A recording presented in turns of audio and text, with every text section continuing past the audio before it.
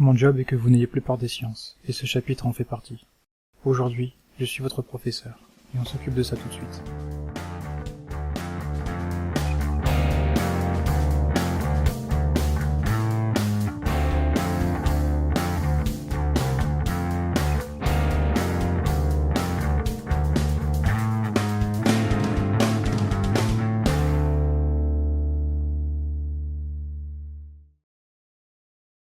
Bonjour et bienvenue dans le cours sur les racines carrées.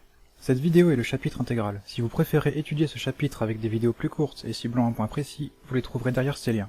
Si vous avez déjà vu le chapitre entier et que vous voulez voir une autre vidéo qui va au-delà du programme, je vous suggère d'aller regarder la totale. On va commencer par voir ce que sont les racines carrées au-delà de la considération botaniste. Pour cette fois, on va commencer le chapitre avec la phrase qui fait peur. Il y a toujours une phrase qui fait peur. Ici, il s'agit de la définition de la racine carrée. Si A est un nombre positif, la racine carrée de A est le seul nombre positif dont le carré vaut A.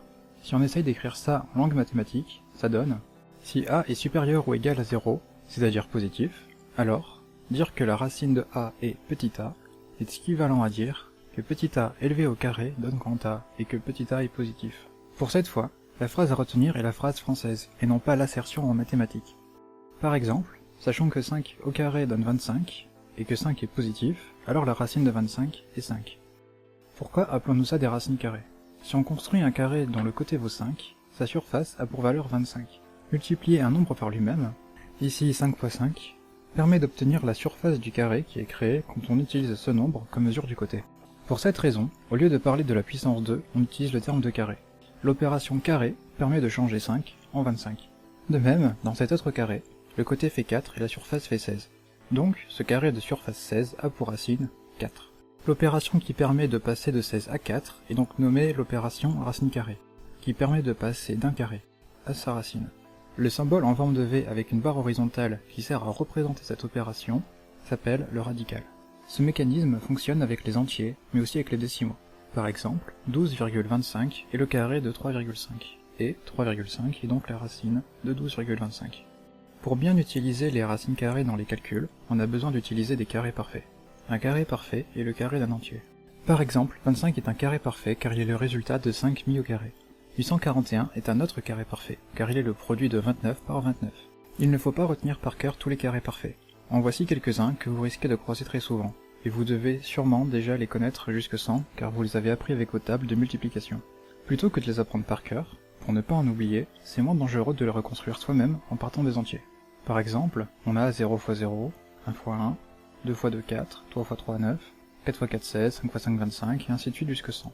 En plus de ceux qui sont dans les tables, vous pouvez faire l'effort de retenir 121, qui est le produit de 11 par 11. Ça permet de gagner du temps dans les calculs. Vous reconstruirez ainsi la liste selon vos besoins pour chaque calcul.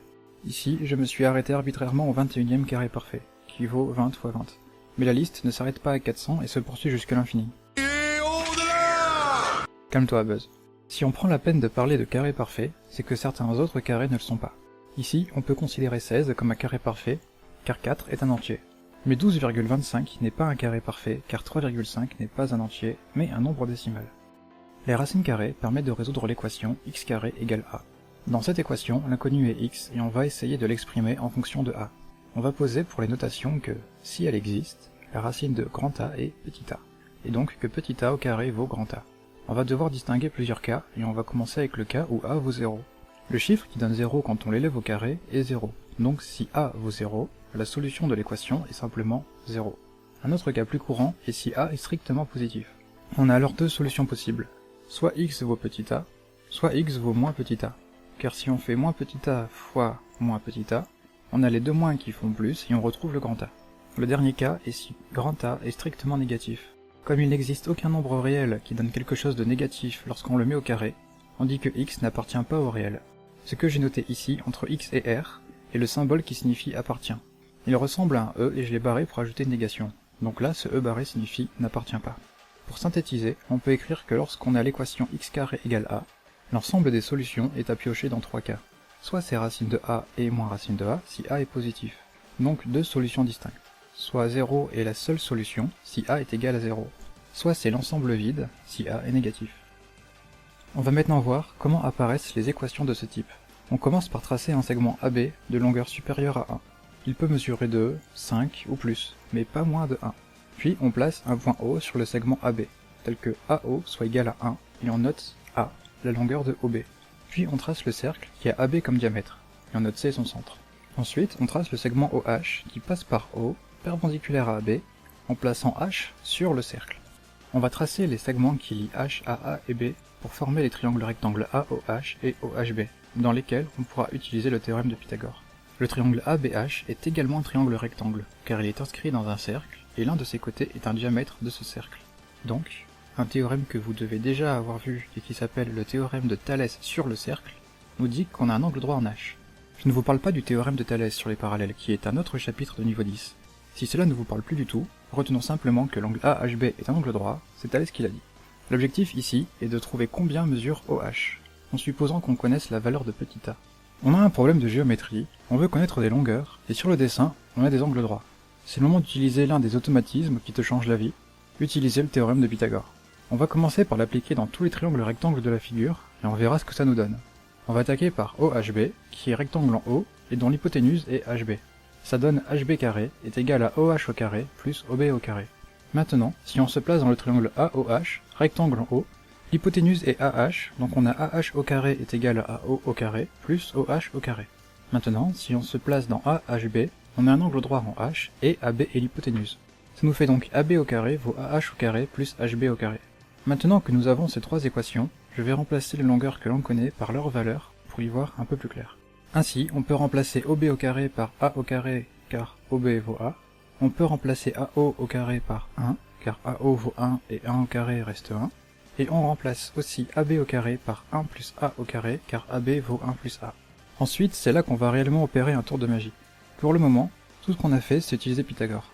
Je vais reprendre la dernière égalité et remplacer AH carré et HB carré. Donc, pour commencer, on reprend 1 plus A au carré, puis on se penche sur le AH au carré. On l'a exprimé tout à l'heure en fonction de 1 et de OH carré. Sachant que notre but est de trouver OH en fonction du reste, on peut utiliser ça. Ça nous fait donc 1 plus OH au carré à la place de AH au carré. Puis on s'occupe de HB au carré. Pour lui aussi, on a déjà une formule un peu plus haut, et avec uniquement OH au carré et A. Donc on peut remplacer HB carré par OH carré plus A au carré. Et on obtient une équation qu'on va un peu simplifier pour y voir plus clair. On va donc commencer par s'occuper de l'identité remarquable. On a 1 plus A au carré qui vaut 1 au carré, donc 1, plus 2A plus A au carré. À droite, on va simplement noter que OH carré plus OH carré, ça fait 2 fois OH carré. Ensuite, on va soustraire 1 et A carré de chaque côté du égal. Et il nous reste donc 2A égale 2OH au carré. Si on divise des deux côtés par 2, ça donne A égale OH au carré. Et là, on retrouve notre équation de tout à l'heure, qui nous obligeait à passer par les racines. En premier lieu, il faut savoir dans lequel des trois cas on est. On a A qui est positif, car il est la mesure d'un segment. Donc c'est le cas où OH vaut soit racine de A, soit moins racine de A. On sait que OH est lui aussi positif, car il est aussi la mesure d'un segment. OH ne peut donc pas valoir moins la racine de A. On a donc ici trouvé que OH valait la racine de A, quelle que soit la valeur de A. Si le segment AB mesure 5, on a alors le segment OB qui mesure 4, donc A fait 4. Et dans ce cas, OH fait 2. Si on a un cercle qui fait 18 de diamètre, le segment OH mesure la racine de 17. De manière générale, vous allez maintenant pouvoir utiliser les racines pour mieux utiliser le théorème de Pythagore et retrouver des longueurs de côté de triangles rectangles. Cette construction peut aussi être utilisée si vous voulez tracer un segment qui mesure la même chose qu'une racine, mais ce n'est pas quelque chose à retenir par cœur. Je vais désormais vous parler des outils que vous avez à votre disposition pour effectuer des calculs avec les racines. Votre première arme est que la racine de A fois B est égale à la racine de A fois la racine de B. On dit que la racine d'un produit est égale au produit des racines. Par exemple, la racine de 9 fois 25 est la racine de 225, car 9 fois 25 fait 225. La racine de 225 est 15. 15 peut être décomposé comme 3 fois 5, et 3 est la racine de 9, et 5 est la racine de 25. Donc, la racine de 9 fois 25 est la racine de 9 fois la racine de 25. Ceci est un exemple et ne suffit pas pour prouver que la loi est vraie. Cet exemple, vous pouvez l'écrire sur un brouillon si vous avez un doute avant d'utiliser la loi. Si vous voulez voir la démonstration, je vous propose de regarder la vidéo longue du chapitre, qui contient les éléments hors programme. Une autre loi qui ressemble beaucoup à la première est celle pour les racines de fractions. Au lieu de noter racine de A sur B, vous pouvez noter racine de A sur racine de B. On dit que la racine d'un rapport est le rapport des racines. Par exemple, la racine de 100 sur 25 vaut racine de 4, car 100 divisé par 25 fait 4. La racine de 4 est 2. 2 peut être écrit comme le rapport de 10 sur 5. 10 est la racine de 100, et 25 est le carré de 5. Comme précédemment, cela n'est pas une démonstration, c'est un exemple qu'il ne faut pas hésiter à gribouiller sur un brouillon si vous avez un doute lorsque vous faites des calculs. Il n'existe pas de telle formule avec l'addition. La racine de a plus b ne vaut pas la même chose que racine de a plus racine de b. Pour prouver que ça ne marche pas, il suffit de le montrer sur un contre-exemple. Car si on trouve un cas qui ne valide pas cette loi, alors la loi est fausse. On va utiliser 9 et 16 pour vérifier ça. J'ai choisi 9 et 16 car ce sont des carrés parfaits et leur somme vaut 25, qui est aussi un carré parfait. Donc ça va faciliter la partie calcul et permettre de vite terminer la démonstration. On va calculer séparément la racine de la somme et la somme des racines. Tout d'abord, la racine de 9 plus 16. On peut faire la somme de 9 et de 16 sous le radical, donc on obtient racine de 25. Racine de 25 qui vaut 5. D'autre part, on s'occupe de racine de 9 plus racine de 16. Racine de 9 fait 3 et racine de 16 fait 4. Donc ici on obtient 7. Si on part de l'hypothèse que la racine de a plus b c'est la racine de a plus la racine de b, on obtient que 5 est égal à 7. Or, cela est faux, 5 est différent de 7, donc racine de a plus b ne vaut pas racine de a plus racine de b. Ceci est une démonstration par l'absurde. J'ai considéré une chose comme étant vraie, et cela m'a donné un résultat faux. Comme le résultat est faux, il ne fallait pas faire l'hypothèse initiale. Si vous rencontrez encore des démonstrations par l'absurde, il s'agit simplement de prouver qu'une chose est fausse, en faisant comme si elle était vraie, et en prouvant que ça ne donne rien de bon.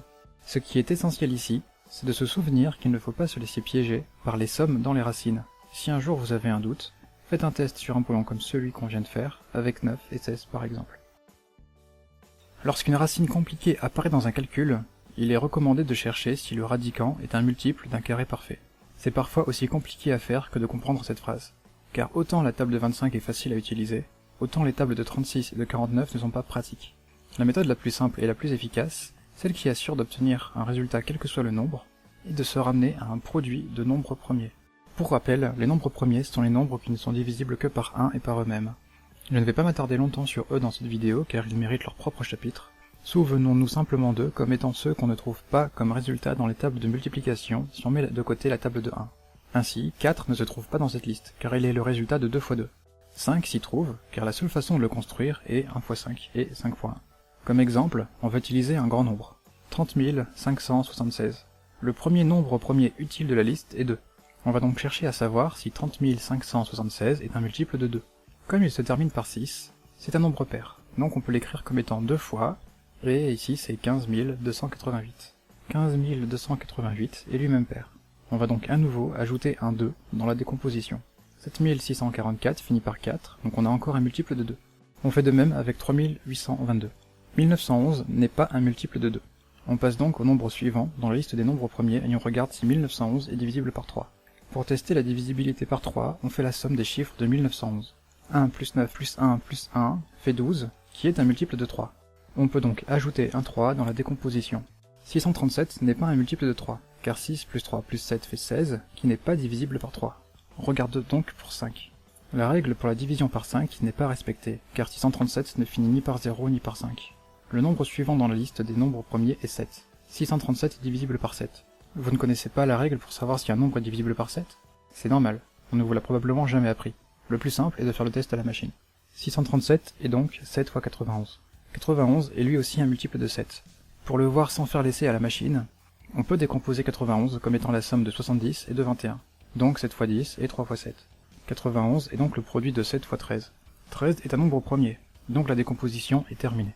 Ici j'ai regroupé les nombres 2 à 2 pour faire ressortir les carrés parfaits. Les parenthèses ne changent pas le fonctionnement du calcul. On peut écrire cette racine de produit comme étant ce produit, en regroupant les nombres identiques 2 à 2 et en mettant ensemble ceux qui ne rentrent pas dans le carré parfait. On peut calculer les racines des carrés parfaits qu'on a mis en évidence. Il ne reste plus qu'à écrire le résultat final. Cette écriture est la seule que vous pouvez vous permettre d'encadrer à la fin d'un calcul. Et même si 28 fois racine de 39 semble plus compliqué que ce qu'on avait au départ, c'est un peu comme pour les fractions. Il n'y a qu'une seule écriture considérée comme étant la plus simple, et c'est celle qui donne le plus petit chiffre possible sous la racine. Il y a autre chose à savoir à propos de la présentation.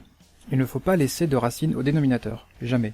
Ta maison est en feu, t'as de l'eau jusqu'aux genoux et une météorite est en approche, prends quand même le temps d'enlever les racines qui seraient sous la barre de fraction. Ce serait dommage de quitter ce monde en laissant un travail inachevé derrière toi. Tout ça, c'est facile à dire, mais je ne vais pas faire le lâcheur et vous montrer que c'est également facile à faire. Ici, imaginons qu'on soit à la fin d'un calcul. On est heureux car on ne peut pas simplifier racine de 5, et on s'apprête à passer à la suite. Sauf qu'il y a le symbole du radical sous la barre de fraction. On va commencer par multiplier par la même racine. Ici est la racine de 5, et on pense bien à le faire en haut et en bas, pour conserver la valeur de la fraction. Ensuite, on utilise au dénominateur que le produit des racines soit la racine du produit, donc ça nous donne 5 fois 5 égale 25, et la racine de 25 est 5. Le résultat final est donc 3/5 de racine de 5. Ça fait un chiffre de plus, c'est plus long à prononcer, mais c'est la seule écriture qui vous donnera tous les points à la fin de l'exercice. On va traiter un exemple de calcul qui fait appel à l'ensemble des lois qu'on a vues dans ce chapitre. Ici, j'ai choisi racine de 20 sur racine de 10, plus 3 racine de 24 sur racine de 27. Je vais le faire en beaucoup d'étapes, et certains d'entre vous remarqueront peut-être que je fais des détours. Ces détours sont volontaires et sont là pour vous montrer que même si on ne prend pas le chemin le plus court, l'important est d'essayer des trucs et de s'approcher comme on peut d'un résultat. Dans beaucoup d'exercices, là où on vous demande de résoudre un calcul, il s'agit en réalité de simplifier l'écriture. Je vais donc vous montrer comment résoudre ce calcul. Ça va demander beaucoup d'étapes, alors je vais demander au perroquet de rendre ça plus dynamique. Pour commencer, on n'utilise que la racine de 20 sur la racine de 10 et la racine de 20 sur 10.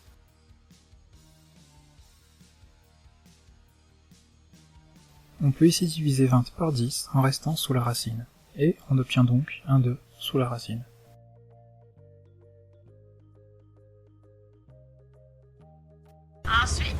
Ensuite, on s'occupe du 27 qu'on a sous la racine. On l'écrit comme étant 3 fois 9.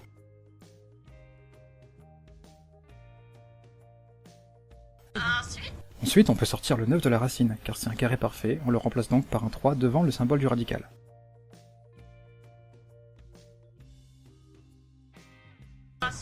Ensuite, on fait la même chose avec le 24. On l'écrit comme étant 6 fois 4.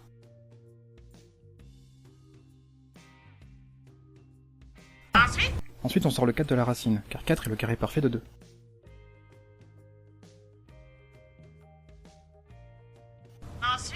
Ensuite, on peut enlever un 3 en haut et en bas de la fraction sans changer la valeur du rapport.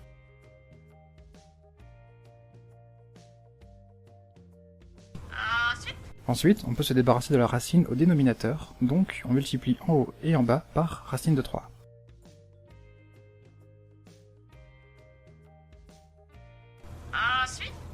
Ensuite, on n'utilise que le produit des racines et la racine des produits, et on remplace 3 fois 6 par 18 et 3 fois 3 par 9.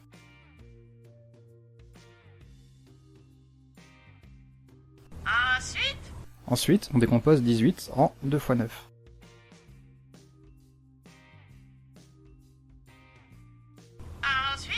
Ensuite, on sort encore un 9 d'une racine et on le remplace par un 3.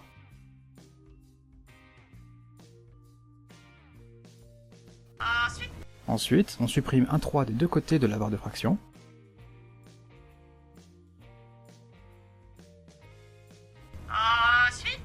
Ensuite, on peut écrire que 1 racine de 2 plus 2 racine de 2, ça fait 3 racines de 2.